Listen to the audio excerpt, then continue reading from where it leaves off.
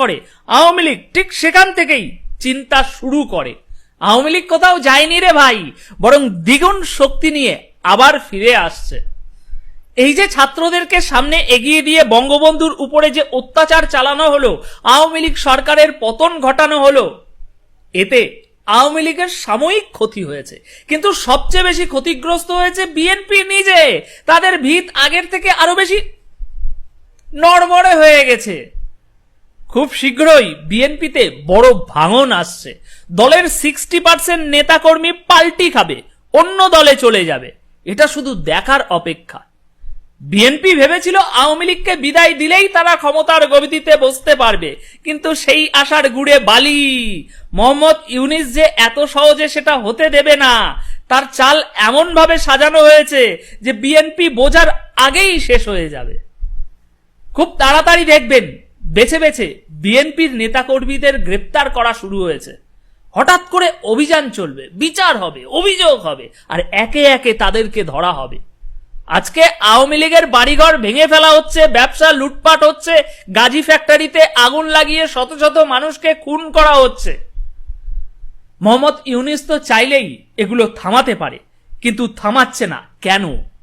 কারণ সে আপনাদের দিয়ে এসব করিয়ে একটা গ্রাউন্ড তৈরি করছে। খেলাটা এখনো বাকি আছে বন্ধুরা। খুব শীঘ্রই জানবো তারেক রহমান সজীব ওয়াজেদ জয়ের কাছে ফোন করবে, জয় আসুন, আমরা একসাথে গণতন্ত্র ফিরিয়ে আনি, আর সেই নির্বাচনে আওয়ামী লীগই মেজরিটিতে আবার ক্ষমতায় আসবে। বিএনপির হাতে হয়তো কিছু ক্ষমতা থাকবে, কিন্তু দেশ পরিচালনা করবে আবার এই আওয়ামী লীগ।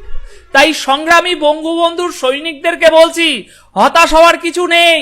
মাটি কামড়ে পড়ে থাকুন, শক্তি সঞ্চয় করুন, কারণ সামনে আসছে আরো বড় আন্দোলন। সেই সংগ্রামে আপনাদের এই বিশাল শক্তি লাগবে, জনশক্তি লাগবে। এতক্ষণে বিরোধীরা নিশ্চয়ই জ্বলে পুড়ে গেছে, কিন্তু হাত জোর করে বলছি, বিএনপির সমর্থকরা একটু ধৈর্য ধরুন। আজকের ভিডিওতে এমন কিছু জানাবো যা আপনাদের মাথা ঘুরিয়ে দেবে। মোহাম্মদ ইউনিসের পরবর্তী চাল কি হতে চলেছে সেটা জানার জন্য একটু অপেক্ষা করুন, কারণ এই তথ্য বাজারে কোথাও পাওয়া যাচ্ছে না।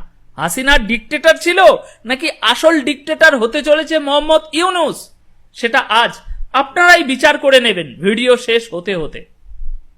এবার এই যে একটু আগে বললাম, খুব শীঘ্রই বিএনপির নেতাকর্মীদের গ্রেপ্তারের অভিযান শুরু হবে, কথাটা শুনে হয়তো অনেক বিএনপি সমর্থকরা চমকে উঠতেছেন, কিন্তু ভাইজানেরা একদম অবাক হবেন না। এতে অবাক হওয়ার কিছুই নেই। কেন এমনটা করা হবে সে উত্তর না দিয়ে বরং আপনাদের সামনে দুটো প্রশ্ন রাখছি। এই দুই প্রশ্নের উত্তর খুঁজে বার করুন, তাহলেই বুঝে যাবেন কেন এই অভিযান চালানো হবে। প্রথম প্রশ্ন, আজ সারা বাংলাদেশে যখন আপনারা দখল নিয়েছেন, গোটা দেশ যখন আপনাদের কন্ট্রোলে, সেই স্বৈরাচারী শাসক দেশ থেকে পালিয়ে গেছে, তাহলে এখনো কেন আপনাদের নেতা তারেক রহমান দেশের মাটিতে পা রাখলেন না? 15 বছর ধরে যে দিনের জন্য অপেক্ষা করছিলেন সেই দিন তো এসে গেছে, বিগত 1 মাস হয়ে গেল, কিন্তু এখনো কেন তারেক ভাইজান নিজের দেশের মাটিতে পা রাখলেন না? এত ক্ষমতার দাপট, প্রশাসনের কোনো বাধা নেই, তবুও কেন এমনটা? কোনো অজুহাত দেবেন না, আসল প্রশ্নের উত্তর। দ্বিতীয় প্রশ্ন, আপনাদের নেত্রী খালেদা জিয়া, ওনার শরীর ভীষণ খারাপ, এতদিন ধরে শুনে আসছি আজ মরে যাচ্ছেন, কাল মরে যাচ্ছেন, ওনাকে বাঁচাতে হলে বিদেশে নিয়ে গিয়ে চিকিৎসা করাতেই হবে, নইলে তাকে বাঁচানো যাবে না। আওয়ামী লীগ সরকার ওনাকে বিদেশে যেতে দিচ্ছে না, ইচ্ছাকৃতভাবে আটকে রেখেছে। এই নিয়ে কত কান্নাকাটি করলেন এতদিন ধরে। তিনি মৃত্যুশয্যায় আছেন, বাংলাদেশে তার চিকিৎসা অসম্ভব, একমাত্র বিদেশেই তার চিকিৎসা সম্ভব। কিন্তু এখন তো তিনি মুক্ত, এখন তো তিনি নিজের বাসায় বেহাল তবিতে আছেন, তাহলে কেন তিনি এখন নিজের চিকিৎসার জন্য বিদেশে যাচ্ছেন না? কারণ এটা তো মিথ্যে নয় যে তিনি অসুস্থ, তার চিকিৎসার প্রয়োজন, ভালো মানের চিকিৎসার করানো জরুরি। তাহলে আজ এত বছর পর যখন সেই সুযোগ এসেছে, তখন তিনি বিদেশে যাচ্ছেন না কেন? এই দুটো প্রশ্নের উত্তর আমি দিলাম না, কারণ আমি চাচ্ছি আপনারা একটু বুদ্ধি খাটানোর সুযোগ পান।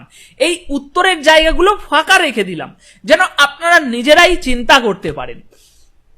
সুতরাং একটু মাথা খাটিয়ে উত্তরগুলো খুঁজে বের করুন, তাহলেই জানতে পারবেন কেন খুব শীঘ্রই ধরপাকড়ের অভিযান চালানো হবে, তাহলেই বুঝতে পারবেন এর আসল রহস্য।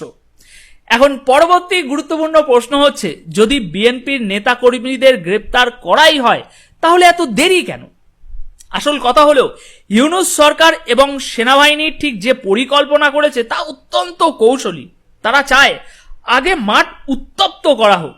এখনই বিএনপির নেতাদেরকে গ্রেপ্তার শুরু করলে একটা আতঙ্ক ছড়িয়ে পড়বে চারিদিকে সমাজে।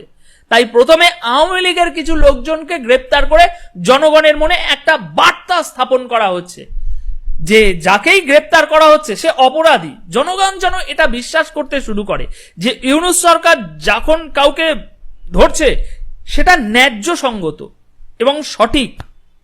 এই বিশ্বাস জনগণের মনে বসিয়ে দেওয়ার পরই শুরু হবে গণহারে গ্রেপ্তার, একেবারে সুপরিকল্পিতভাবে, যাতে আবার নতুন করে কেউ আন্দোলন না শুরু করতে পারে এই গ্রেপ্তারি খেলা নিয়ে। এভাবেই ইউনূস সরকার তার চালে এগোচ্ছে। আচ্ছা, একটা কথা বলুন তো, নাগরিক শক্তি এই নামটা আপনাদের কারো মনে আছে? কোথাও যেন শোনা শোনা মনে হচ্ছে, তাই না? হ্যাঁ, এটাই সেই রাজনৈতিক দল যা বহু বছর আগে মোহাম্মদ ইউনূস তৈরি করেছিলেন।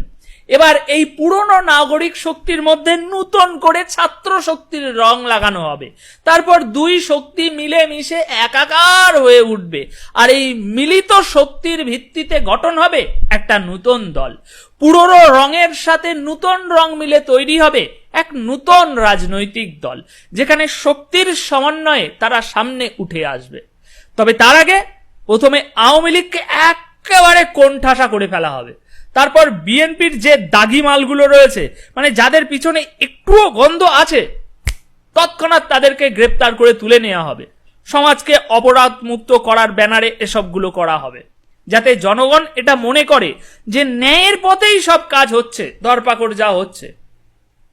অন্যদিকে এতে বিএনপির ভিতরে এক ধরনের আতঙ্ক আর চাপা ভয় সৃষ্টি হবে।